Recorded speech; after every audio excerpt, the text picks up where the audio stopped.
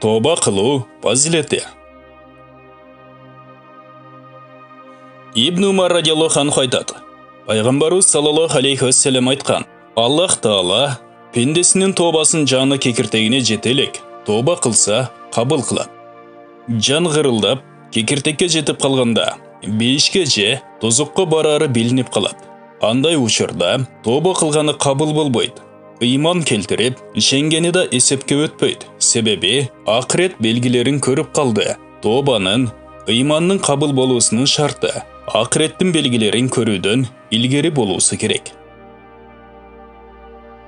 Али ибн Аби Толиб радиаллаху анху айтат. Пайгамбарыбыз саллаллаху алейхи вассалам айткан: Адам атанын жаралуусунан 4000 жыл илгери арштын айланасына жазылган: Ким ыйман келтирип, жакшы амалдарды жасап, тоба кылса, анын тобасы кабыл кылып, күнөөлөрүн кечиремин деди. Риваят кылынган.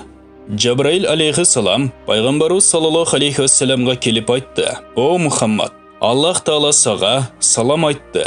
Жана бир жакшы кубанычтуу кабарды айтты. Ал кабар үммөттөрүңдөн кайсыл бири өлөрүнөн 1 жыл илгери тоба кылса, тобасын кабыл кылам деди. Пайгамбарыбыз саллаллаху алейхи вассалам айтты: О Жабраил, 1 жыл үммөтүмө өтө эле көптүк кылат. Себеби өлүмдөн капилетте жүрөт. Узун арзууларды кылып, 1 жылда тобага үлгүрбөй калат. Жабраил алейхиссалам кайра кетип, жана кайтып келип айтты: О Мухаммад, Раббиң айтты: Ким өлөрүнөн 1 ай илгери тоба кылса, тобасын кабыл кылам деди. Пайгамбарыбыз саллаллаху алейхи вассалам айтты: О Жабраил, 1 айда үммөтүмө көптүк кылат. Жабраил алейхиссалам кайра кетип, кайра келип айтты: О Мухаммад, Раббиң айтты: Ким өлөрүнөн 1 күн илгери тоба кылса, тобасын кабыл кылам деди. Пайгамбарыбыз саллаллаху алейхи вассалам айтты: О Жабраил, менин үммөтүмө 1 күндө көптүк кылат дегенде, Жабраил алейхиссалам кайра кетип, кайра келип айтты: О Мухаммад, Раббиң айтты: Ким өлөрүнөн 1 саат илгери тоба кылса, тобасын кабыл кылам деди. Пайгамбарыбыз саллаллаху алейхи вассалам айтты: 1 саатта көптүк кылат дегенде, Жабраил алейхиссалам жана кайра кетип, кайра келип айтты: О Мухаммад, Раббиң жана сага салам айтып айтты: Бир пендем бардык өмүрүн күнөө менен өткөрсө, өлүмүнөн 1 жыл илгери мага кайтып тоба кыла албаса, өлүмүнө 1 ай калганда да тоба кыла албаса, ошондо эле 1 күн калганда, 1 саат калганда да тоба кыла албаса, жаны кекиртегине келип, сүйлөп, тили менен кечирим сурап тоба кылууга мүмкүнчүлүгү болбой калып, жүрөгү менен өткөн күнөөлөрүнө өкүнүп тоба кылса да, тобасын кабыл кылып, күнөөлөрүн кечиремин деди.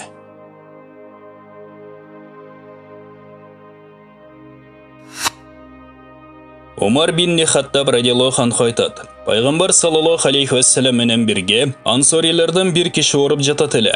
Кабар алганы бардык. Ал киши өлүм төшөгүндө жаткан экен. Тактап айтканда дүйнө менен коштошуп жан берүүдө эле. Пайгамбарыбыз саллаллаху алейхи вассалам анын башында олтуруп айтты: Аллахка тоба келтир деди.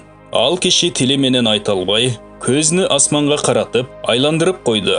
Ушул учурда Пайгамбарыбыз саллаллаху алейхи вассалам жылмайып күлүп койду. Мен айттым: О Аллахтын элчиси, ушундай учурда жылмайганыңызга эмне себеп болду деп сурадым.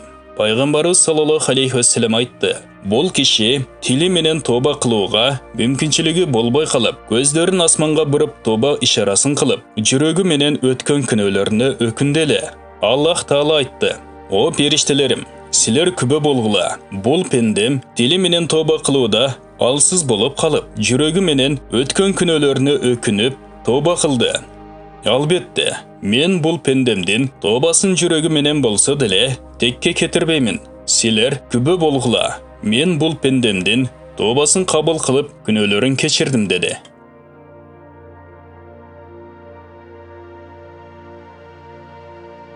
О момундар, Аллахка кайрылып тоба кылгыла. Мүмкүн тозок отунан кутуласыңар. Уламалар айтышат, тоба кабыл болуу үчүн 4 нерсени жасоого тийиш. Биринчиси, тоба кылгандан соң тилин сактасын. Ашыкча, пайдасыз сөздөрдү сүйлөөдөн, бирөөнүн артынан сөз кылуудан, ушакчылык кылып эл арасында биринин сөзүн бирине жеткирүүдөн, жалган сүйлөөдөн. Екіншісі, жүрегін сақтасын, біреуге кек сақтаудан, көралбастық қылудан, дұшмандық қылудан. Үшіншісі, жаман, бұзықы іштер менен алек болып жүрген адамдардан ажырап, алыс болып жүрсін.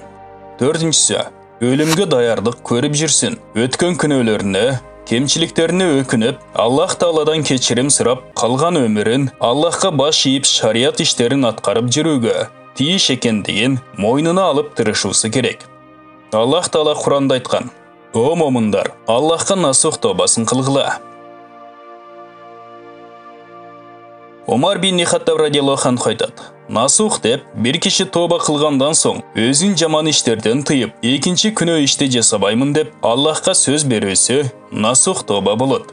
Ибн Аббас радиаллаху анху айтады: насух тоба деп, тоба қылушы адам чын жүректен тоба қылып, тілі менен истихфар айтып, Аллахтан кешірім сұрап, екінші күнә ішті жасабаймын деп ниет қылусы. Пайғамбарымыз саллаллаху алейхи вассалам айтқан: тілі менен истихфар айтып, Аллахтан кешірім сұрап, қайреле күнә жасай беру Раббисін шылдыңдаған қатары болады. Абу Бакр радиаллаху анху айтады: Пайғамбар саллаллаху алейхи вассалам айтқан: сілер дайым ла илаха иллаллаху кәлиманы жана истихфарды көп айтып жүргілі. Себебі Иблис алейхиланы айтады: мен адамдардың күнә менен, тоң мойындық менен азғыртып, жолдан шығарсам, алар мені чарчатады. Ла илаха иллаллах кәлмасын жана истихфарды көп айтып, анан мен алардан бұл іштерінен айлам қылбағандықтан башқа жол менен азғыртуға өттім. Ал ой пікірлерін чачыратып азғыртуым, ойларына келген іштерін жасай беріп, тура жолдан шығып кеткенім білбей қалышады.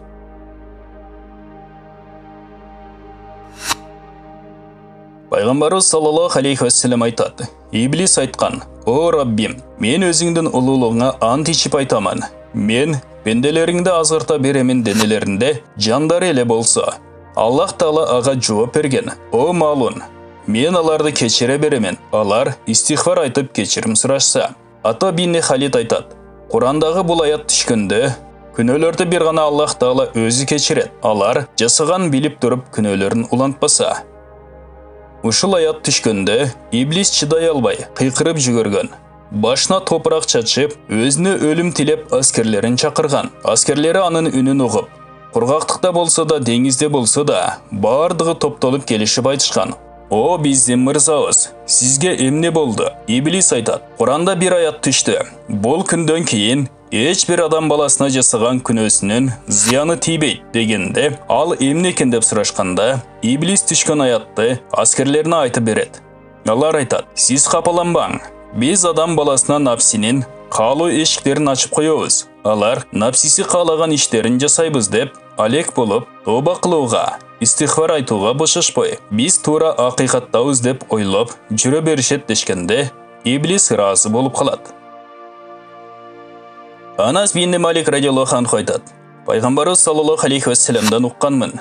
Айтады әлі: Аллах Тағала айтқан: «О адам балдары, сілер маға дуа қылып, менің кешіруімді үміт қылсаңар, сілерде қанша күнәңір көп болса діле кешіремін. Күнәңірдің көптігіне чоңдығына көңіл бұрбаймын. О адам балдары, күнәңір асманның жүгеніне жетіп барса діле, истихфар айтып кешірім сұрасыңар еле, ал күнәңірдің чоңдығына көңіл бұрбай кешіремін. Адам балдары, егер сілер жер жүзін күнәге толтырып анан маға келсеңер діле, маға ширк еле келтірген болбосыңар, мен сілердің күнәңірге көңіл бұрбай, сілерді жер толы кешірімділік менен тосып алам».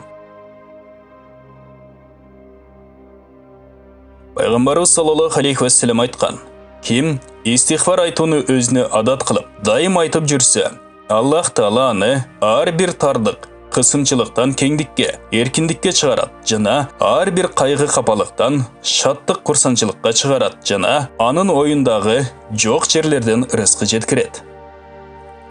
Пайғамбарымыз саллаллаху алейхи вассалам айтқан: «О адамдар, Аллах Тағалаға истихфар айтып, тоба келтіргіле. Мен Аллах Тағалаға күніне 100 жолы тоба келтірем». Пайғамбарымыз саллаллаху алейхи вассалам пайғамбарлардың ең ұлысы болып, періштелерден аппақ таза болып тұрып, күніне 100 жолы тоба келтіріп, истихфар айтқандан кейін, біз күнөге батып болғанып жүрген үмметтерге түні күні өзгелтіксіз тоба истихфар айтып жүруге тиіштіміз. Жана пайгамбарыбыз саллаллаху алейхи вассалам айткан: адам баласынын бардыгы эле күнөө жасайт, бирок күнөөлүүлөрдүн жакшысы тооба кылуучулар. Ибн Аббас радиаллаху анху айтат: пайгамбарыбыз саллаллаху алейхи вассалам айтат: кийин тооба кылам дегендерге өлүм болсун.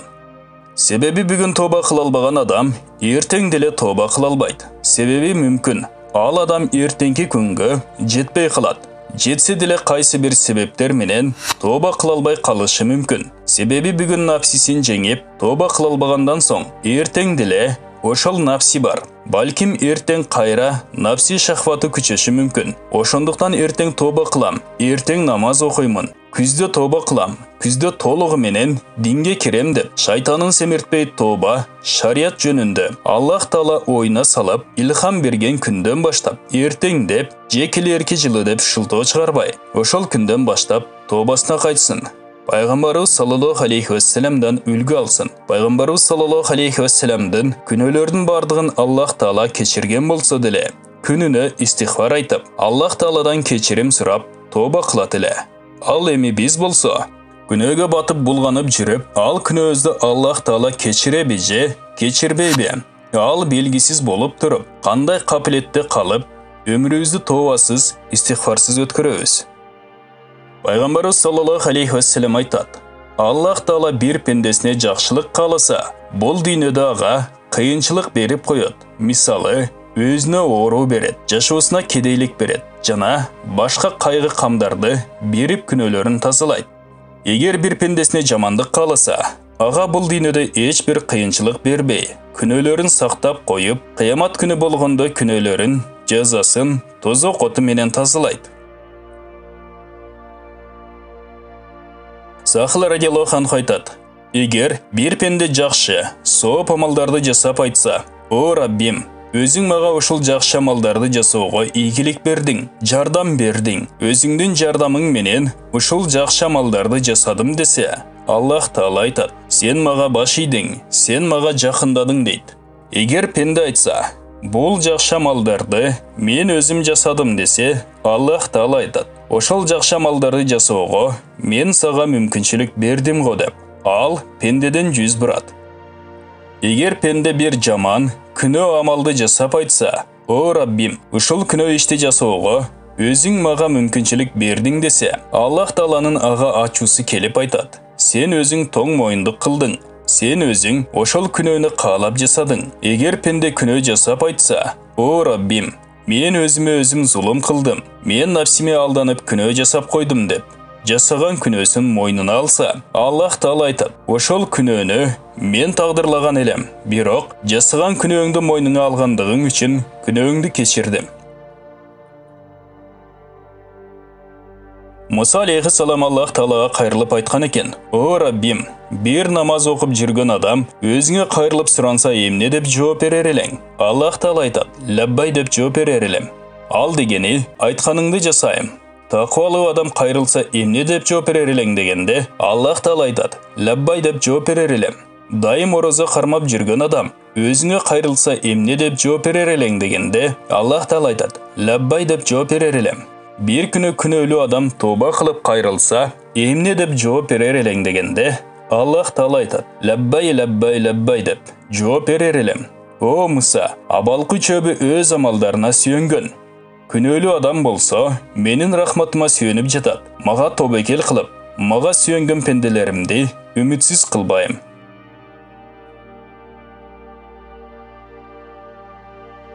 Багдад шаарында бир фасык жигит бар эле. Анын энеси аябай таквалуу аял эле. Баласы качан бир күнөө иш кылса, бир дептерге жазып коет болчу. Ал жигит бир түн үйүндө олтурганда эшикти бирөө сырттан эшикти кагат. Эшикке чыгып караса, эшикте бир сулуу келин турганын көрөт. Эмне ишиң бар деп сураганда, ал келин айтат: менин жетим балдарым бар. 3 күндөн бери эч нерсе жей элек дегенде, ал жигит жол бошотуп үйгө кир дейт. Ал келин жигиттин түсүнө карап, анын ниети бузулганын байкап калып айтат: менин сага бир-эки айтар сөзүм бар, уккун. Бул дүйнөдөн сага окшогондор, мага окшогондор далай адамдар өтүп кетти. Байы да кетти, кедейи да кетти. Топтогон байлыктары калды. Bir ғана жеңі жоқ, жақасы жоқ, кепіндеріне ғана ие болышты. Мен да, сен да, же бүгін, же ертең, алардың артынан алардың алдыларына барауыз. Ниетіңді бұзба, көзіңді ашқын дегенде, ал жігіт көзіне жаш алып, тобасына келіп, үйіне кіріп, үйінде тапқан нәрселерін бардығын алып шығып беріп айтады. Балдарына нафақа қылып беріп, маға дуа қылғыла. Күнөөм аябай көп. Менің китебімдегі күнөөлөрүмдү Аллах Таала өчүрүп салсын. Келин балдарын курсагы тойгузуп чогуу дуа кылышат. О Аллахым, ошол жигит бизге райым кылгандай эле.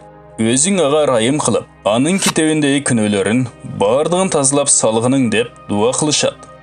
Ал жигит тобасына кайтып, энесинин алдына кирип, менин күнөөлөрүмдү жазып жүргөн дептерди бериңизчи. Канча күнөөм бар экен? Көріп, бардық күнөөлөрүмө тоба кылайын деп, дептерди ачып караса, дептер ак боюнча турат. Эч нерсе жазылган жок экен. Энесине көрсөткөндө энеси да таң калып, сенин күнөөлөрүң дептерге батпай кеткен эле, бардыгы тазаланып калыптыр. Буга эмне себеп болду экен дегенде, жигит ал келинге кылган жакшылыктарын айтып берет. Эне бала Аллахтын бул кудретин көрүп, кайрадан тоба кылып, тобаларын бузбай өмүрлөрүн акырына чейин таквалуу болуп, ибадат менен өтүшкөн экен. Газали радиаллаху анху айтат: күнөөлүү адам күнөөсүнө тоба кылып, эки колун көтөрүп, "О Раббим" деп дуа кылганда, периштелер анын үнүн тосушат. Экинчи, үчүнчү жолу дуа кылганда, Аллах Таала айтат: "Силер менин пендемдин үнүн канчага чейин тососуңар? Ал пендем менден башка теңир жок экенин билип, менден башка анын күнөөсүн кечире турган жок экенин билип, мага кайрылып тоба кылууда. Мен силерди күбөлөндүрүп айтам. Мен анын тобасын кабыл кылып, күнөөлөрүн кечирдим." Али радиаллаху анху айтат: Иблис алейхи лаанат айтат: "О Раббим, сүйүктүү пайгамбарың Мухаммад саллаллаху алейхи вассаламдын үмметтери айтышат: Биз Аллахты жакшы көрөбүз, шайтанды жаман көрөбүз деп. Анан Аллахтын буйруган иштерине тоң моюндук кылышат, шайтанга баш ийишет. Аллах Таала айтат: Алардын Аллахты жакшы көрөбүз дешкен сөздөрү үчүн алардын күнөөлөрүн кечирем. Шайтанды жаман көрөбүз дешкендери үчүн сага азгырлып жасаган күнөөлөрүн кечирем.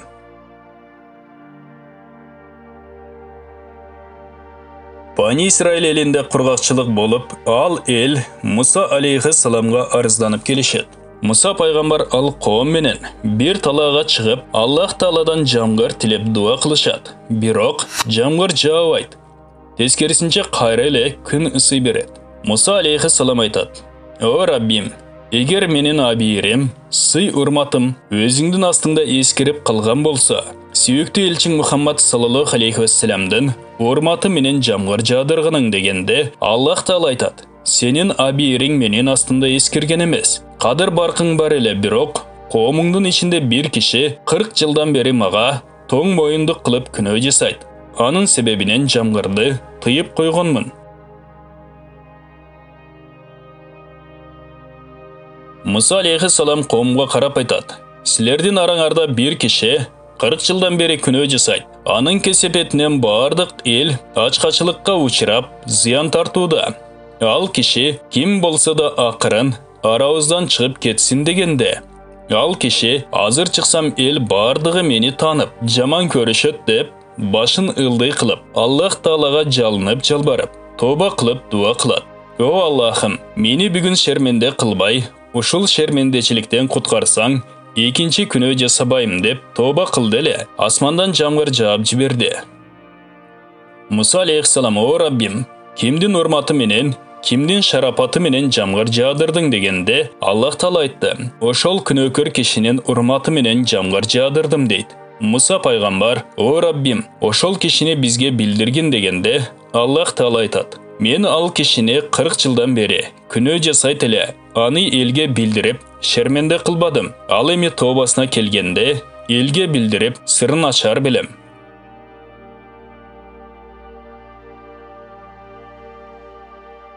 Басра шаарында бир жигит көп күнөө иштерди жасайт эле.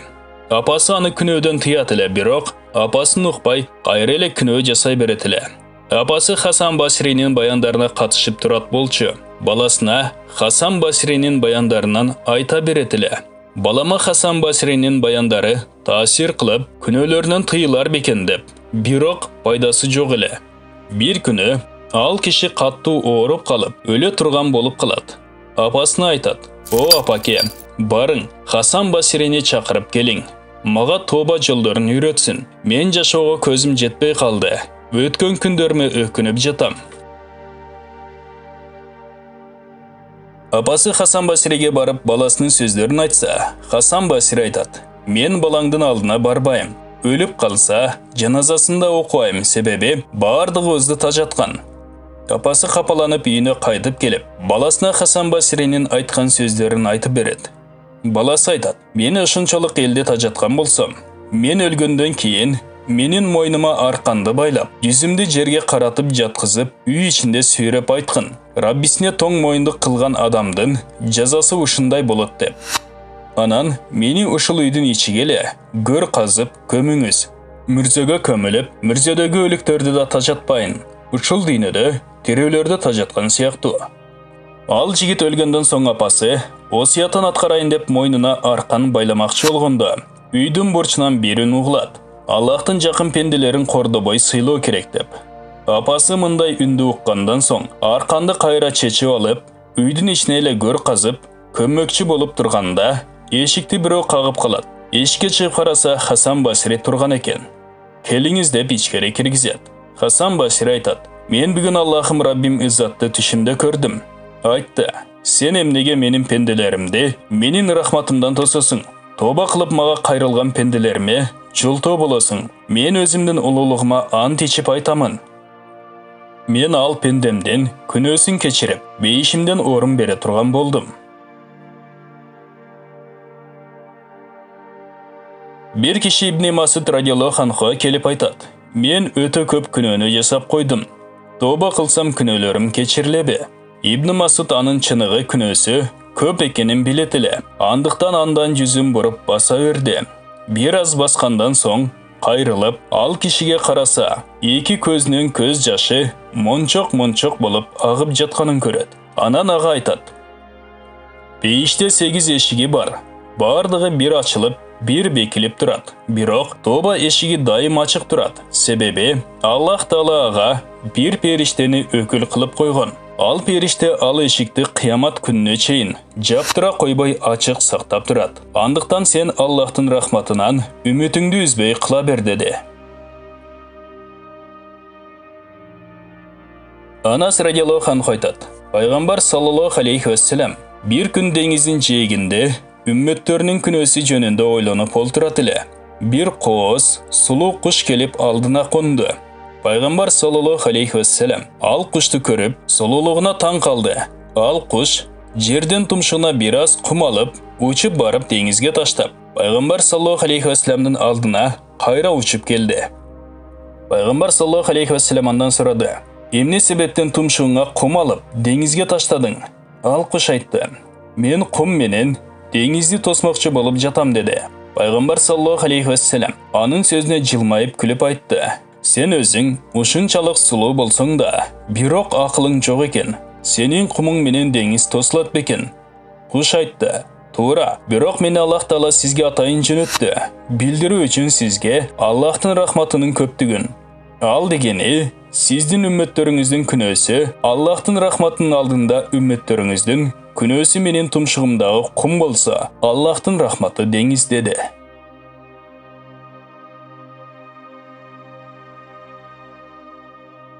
Бул баян шарият жана тарикаттан терилген берметтер китебинен алынып баяндалды. Урматтуу мусулман бир туугандар, биздин Икра медиа каналыбызга катталыңыздар.